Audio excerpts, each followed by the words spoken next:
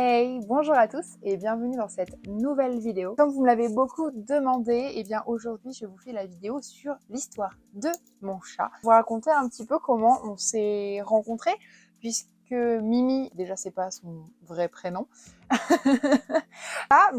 C'est une femelle, une sacrée de Birmanie, écaille de tortue. C'est pour ça qu'elle a, je vous mettrai je pense des petites photos, elle a en fait déjà un air pas aimable en photo.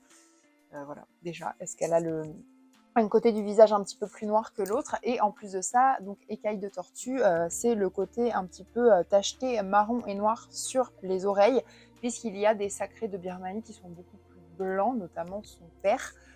Voilà, donc Mimi, enfin je vais l'appeler Mimi pour l'instant, ce sera plus simple pour vous, et c'est comme ça que je l'appelle le plus aussi. Là, c'est une sacrée de Birmanie pure race qu'on m'a donnée quand j'étais étudiante sur Bordeaux.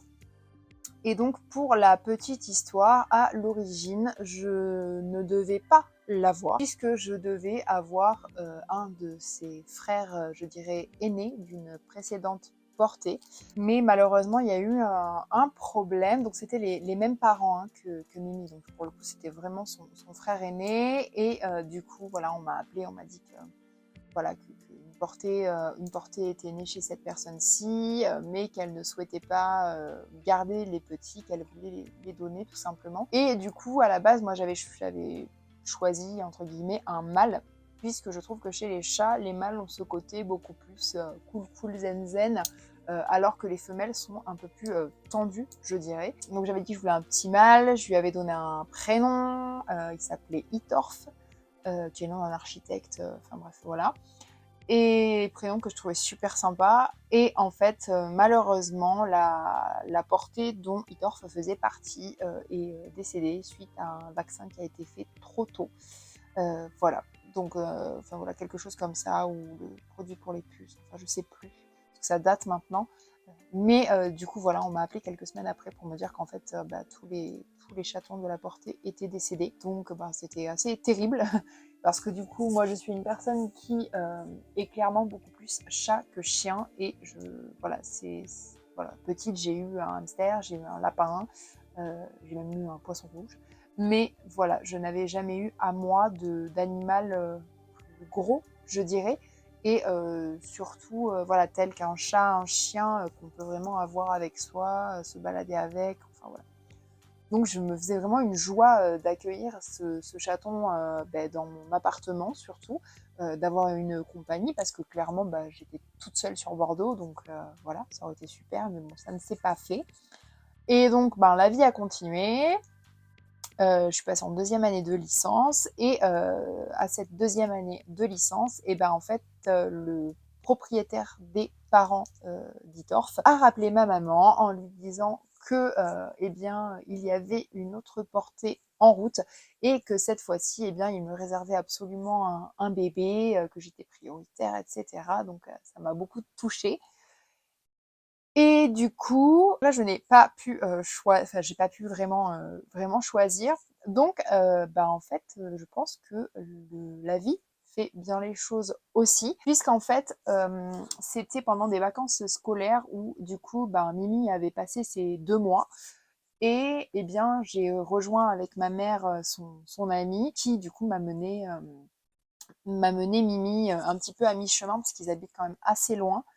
Et du coup, on avait fait pas mal de routes en pleine campagne pour aller la chercher. Moi, j'étais à fond, j'avais prévu la varicannelle, le petit dodo, enfin bref, tout ce qu'il fallait. Et du coup, on a récupéré Mimi. Je vous mettrai, je pense, des photos quand je l'ai récupérée. Je crois qu'il m'en reste, qui doivent traîner quelque part.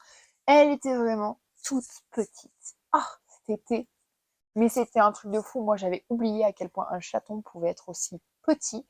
Et pour le coup, elle était vraiment petite. Elle est vraiment petite par rapport au standard de sa race.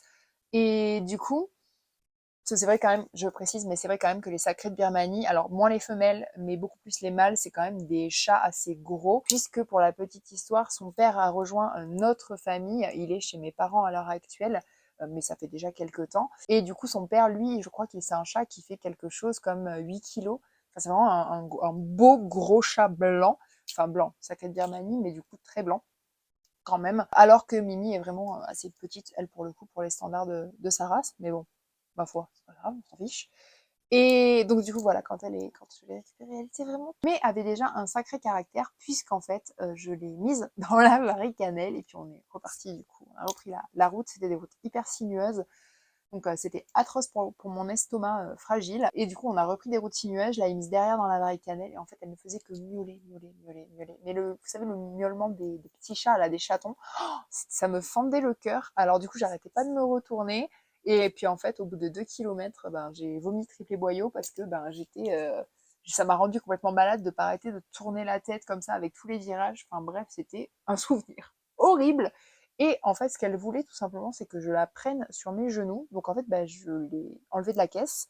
Je l'ai mis sur mes genoux, sur son petit plaid et en fait elle s'est endormie sur moi et c'était un truc de fou parce qu'en fait bah, on se connaissait pas et tout de suite elle a eu cette espèce de relâchement et elle s'est endormie sur moi, elle était à mon contact et voilà, c'est un peu comme ça que notre histoire a débuté à toutes les deux. Et puis après, donc je vais vous la faire un petit peu plus courte, mais pendant ma période d'études, bah, elle a habité avec moi dans un appartement de 25 mètres carrés, voilà, où elle faisait la commère à la baie vitrée pour regarder tout ce qui se passait, les chats qui arrivaient en bas, pour la voir, c'était trop marrant. Et du coup, voilà, donc elle a vécu avec moi pendant 6 ans sur Bordeaux, et du coup, 5-6 ans à peu près. Et après, ben, elle a vécu de nombreux déménagements et m'a suivie. Quand je faisais mes études, du coup, quand je revenais chez mes parents, c'était toutes les semaines ou tous les 15 jours, enfin bref, ça dépendait. Elle me suivait, je prenais une Varie-Cannelle parce que dans le train, j'étais obligée et après dans les covoiturages aussi. Mais en fait, c'est un chat qui n'a jamais supporté la cage. Donc, du coup, bah, dans les trains, elle avait son harnais et en fait, bah, je la prenais sur moi ou sur le siège à côté de moi, puis elle dormait. Comme elle savait que j'étais là, il n'y avait pas de souci. Et dans les blablacars que je prenais, vers la fin de mes études, je prenais toujours le même, avec toujours la même personne qui adore les chats aussi et du coup qui m'autorisait à monter devant avec mon chat sur les genoux, qui dormait et qui restait là pendant tout le trajet. Donc c'était beaucoup trop cool. C'est vraiment une princesse, hein. Pour le coup, elle est vraiment très privilégiée. Et donc voilà un petit peu, qu'est-ce que je peux vous dire sur elle. C'est le seul animal que j'ai. Euh, de toute façon, je pense pas qu'elle se considère vraiment comme étant un chat. Vous voyez, j'ai pas l'impression que dans sa tête, je suis un humain et qu'elle est un chat. Enfin, vraiment, j'ai l'impression qu'il y a un souci à ce niveau-là. Elle est vraiment enfin, on est très très proches. Et quand je lui parle, elle me répond. Enfin, je vais peut-être passer pour une folle en disant ça, mais je pense que les personnes qui ont des animaux, voilà, savent de quoi je parle. Mais c'est vrai que ouais, des fois je lui parle, elle me miaule. Enfin, quand je reviens parce que j'ai été faire des courses ou parce que bah, je vais ailleurs, enfin voilà, je la laisse bah, quelque temps à la maison seule, hein, parce que c'est la vie aussi. C'est vrai que quand je rentre, à chaque fois c'est des miaulements à tire-larigot, j'ai l'impression de me faire gronder. Enfin, elle monte sur la table pour me tendre les pattes et me sauter au cou. On a vraiment ce lien qui est hyper fusionnel. Depuis que j'habite du coup dans la tiny house, ben, je la laisse un petit peu plus aller dehors. Avant, c'était un chat qui n'allait jamais dehors. Pour moi, c'était hors de question, c'était beaucoup trop dangereux. Là où j'habite maintenant, ça va, c'est cool. Donc, du coup, je la laisse davantage sortir et c'est cool parce que c'est un chat qui ne s'en va pas en fait. C'est vraiment sa maison, son territoire autour de sa maison. Elle le défend bec et ongle. C'est vrai qu'elle est quand même très très dure avec les autres animaux, peu importe leur taille, hein. Elle est assez inconsciente là-dessus, je pense. Donc c'est aussi pour ça que je n'ai pas pris d'autres chats. J'aurais bien aimé potentiellement, mais je pense que celle de la cohabitation ne va pas du tout bien se passer et le but c'est pas elle de la rendre malheureuse alors que là elle a fêté son 10e anniversaire et que ben, techniquement elle a un petit peu dépassé la moitié de sa vie. Ce qui me rend pas mal triste d'ailleurs, mais bon, on verra bien. Mais voilà, j'ai pas envie ni de la stresser, ni qu'elle se sente pas bien. Je veux dire, elle est chez elle comme autant que moi, et on a vécu tellement d'aventures ces 10 dernières années que du coup, ben, je ne veux pas, et c'est hors de question que je lui impose un autre animal. Voilà, si jamais un jour on ne sait pas pourquoi il y a un autre animal qui rentre dans ma vie, dans ma maison, et que ça se passe pas bien avec Mimi, je ne garderai pas cet autre animal-là. Enfin, je le mettrai en garde chez mes parents qui habitent vraiment tout près, mais je ne le garderai pas avec moi. Ma priorité, c'est Mimi qui m'accompagne depuis plus de 10 ans maintenant. Donc voilà. Et qui ne veut pas se montrer à la caméra pour cette vidéo. Mais c'est pas grave, je vous mettrai au fur et à mesure de la vidéo, je pense que je vous mettrai des petits clips quand elle joue, quand elle me fait des petites crises de calgon, là, comme je les appelle. Et donc voilà un petit peu ce que je voulais vous dire. C'est vrai que le sacré de Birmanie, c'est un chat qui a quand même, je trouve, du caractère. On peut pas dire que ce soit le chat le plus cool cool zen zen de la planète. En tout cas, la mienne, c'est pas le cas. Elle a son caractère, mais moi, c'est ce que j'aime chez les chats. C'est ce côté où on cohabite de manière cordiale et tout se passe bien. Mais si ça y a quelque chose qui lui va pas, bah, en fait, elle va me le faire comprendre. Et je trouve ça super, en fait, d'avoir un animal qui a son caractère, qui ne se calque pas, en fait, sur moi. Je trouve ça plutôt cool. Après, elle est très, je veux dire, dépendante affectivement, mais en même temps, c'est normal. Je veux dire, enfin, pour elle, je suis entre guillemets toute sa vie. Enfin, j'avais vu un truc comme ça sur le fait que les animaux, pour nous, c'est des compagnons et qu'ils partagent un moment de notre vie. Mais pour eux, on est toute leur vie et c'est vrai. Et du coup, je pense qu'il faut tenir compte de ça aussi quand on prend un animal. C'est un petit peu de son ressenti, entre guillemets, et de son point de vue aussi à lui. Euh, Enfin bref, voilà un petit peu pour l'histoire de Mimi, pour comment elle est rentrée un peu dans ma vie. Et puis, eh ben, écoutez, depuis qu'on est dans la tiny house, c'est vraiment devenu sa maison. Le bord de l'étang, c'est vraiment devenu son territoire. Elle s'éclate. Une fois, elle m'a ramené une raclette. Voilà. C'est. Ouais. Elle m'a jamais ramené rien d'autre. Enfin, une raclette qui était vivante, hein, je tiens quand même à le préciser. Bon, la raclette était en tachycardie, hein. Elle était pas bien. Mais après, elle s'est sauvée, donc en fait, elle l'avait même pas blessée. Puis elle me regardait du genre, ben, je sais pas, je t'ai ramené ça. C'est vrai que par contre, en termes d'instinct de chasseur, le sacré de Birmanie, on repassera. Mis à part chasser les mouches, c'est guère tout. Hein. C'est déjà pas mal, vous me direz. Mais c'est guère tout. Et après, c'est pour le coup un animal qui, quand elle le veut, est hyper câlin, hyper en demande. Enfin voilà, il lui faut quand même de l'attention. Ah oui, dans les choses marrantes qu'elle fait, je vais essayer de vous le mettre sur le côté. Elle déteste boire l'eau dans les gamelles, techniquement destinées aux chats. Par contre, elle adore boire dans les verres et les vases. Donc du coup, c'est ce qui fait que j'ai un vase qui, bah, en fait, lui sert de gamelle à eau. Voilà, dans le genre... Mais oui, Titi, dans le genre un peu caprice de star. Voilà, on a des petites choses comme ça. Elle adore aussi manger. Alors ça, je n'en donne jamais. Hein. Enfin, vraiment, c'est le truc. Déjà, moi, j'en mange pas souvent. Mais les dattes et les madeleines, c'est sa vie. Elle sent une date ou une madeleine, elle devient folle. Elle saute sur le plan de travail de la cuisine alors qu'elle le fait pas d'habitude. Enfin voilà, des trucs trop marrants quoi. Donc les dattes, mais je pense que c'est le sucre. Hein. C'est une accro au sucre. Ça va que je n'en donne pas, mais enfin, comme tous les animaux, je pense. Ah, Titi. Ouais. Et puis après, elle a ce petit truc aussi trop mignon quand on mange quelque chose où elle veut le goûter en fait. Donc c'est là où je pense qu'elle se considère pas vraiment comme un chat, puisqu'en fait avec sa petite patte, elle fait comme ça.